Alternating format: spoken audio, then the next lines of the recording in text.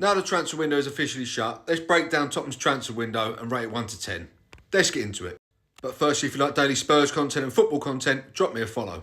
Starting off with Matthias Tell, 30 million we've bought him for, and I'm going to rate it a 5 out of 10 at the moment. I didn't think his loan move was very good last year. Signs of a promising player there, but we've already got the likes of Odebear there. It's just a bit samey for me. We didn't really need another prospect. I mean, he could come good this year. I think he needs a run of games if he's going to do that, but I'm just not sure he's going to get them. So a 5 out of 10 for me. Next up, Kevin Danzo. Again, another loan deal from last year that we then signed permanently this summer. 21 million, I think it's an unbelievable fee for a really, really good centre-half. He's solid.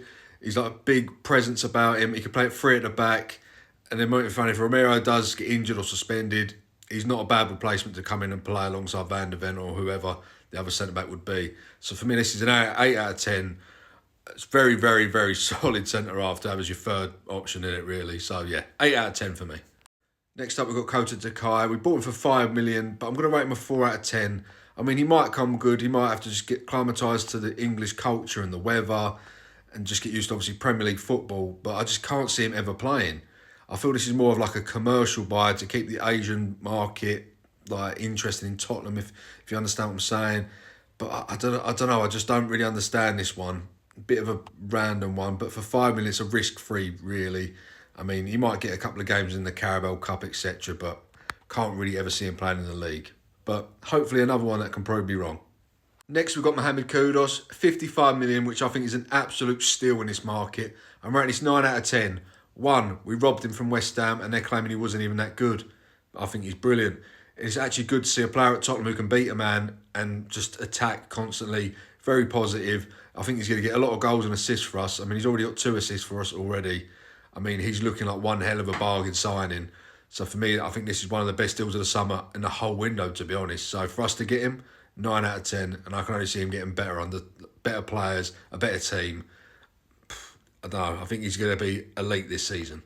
Next, we've got João Palhinha. Obviously, it's a loan deal with an option to buy. But again, a position that we needed sorting last year. And to get this man in, I think is unbelievable business. Especially if we do buy him for around 27 million.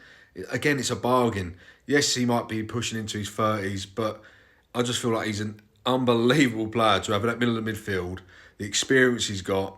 Like I say, he can control the game. I know he wasn't great against Bournemouth, but his other 2 games, especially the City game, he was unbelievable. And I think in the big games this season, he's going to be vital for us getting at least a result and a good performance. So for me, this is a 9 out of 10. And I think, again, could be one of the signings of the season. Next, we've got Xavi Simons for 51.8 million. And again, another 9 out of 10 signing. I mean, we could have got Gibbs White, we could have got Eze, but this man's ceiling is so much higher than all of theirs. He could be unbelievable at Tottenham, and he's going to have his best years at Tottenham. So we could be looking at a superstar right here. Yes, I know people are going to say, oh yeah, he didn't make it like the other big teams he's been at, but I'm not being funny. I remember a Dutch man we got from Real Madrid, who apparently wasn't that great for Real Madrid, and they got rid of him, in Van der Vaart, and he weren't too bad, was he? So if we get anything like that from this man, we're in for one hell of a season. And I think he's going to be pivotal in a lot of things we do. I say a crucial player to have. Hopefully he can hit the ground running. And I think we could be looking very, very good by the end of the season. So 9 out of 10 for me. And finally, Randall Kolo Muani. Loan fee 4.3 million. I'm going to rate an 8 out of 10. But for me, I feel like he's better than Richarlison and Solanke. I think he will be our main striker coming the end of the season. As long as he can hit the ground running and adapt to the Premier League. I mean, when he was at Frankfurt, he was unbelievable. And then at Juventus, he scored a goal every other game. So it wasn't as if he's a bad striker to get in. But obviously, it's a loan fee. So if he don't turn out to be too good, we just don't sign him at the end of it. I know, like I say, there's no option. But I do feel like, obviously, we'll be the front runners if he does have a good season. But hopefully, he can hit the ground running, get us a few goals. And I don't want to say it, but his injury record's very good. But now I've probably said it, he'll probably get an injury, be out for the season. But 8 out of 10 for me. Now, overall, I'm going to give it a 7.5 out of 10. Only because I feel like we're still being left a little bit short. I think we should have got an out-and-out left winger. Obviously, when Sonny went, we still haven't replaced that left winger properly.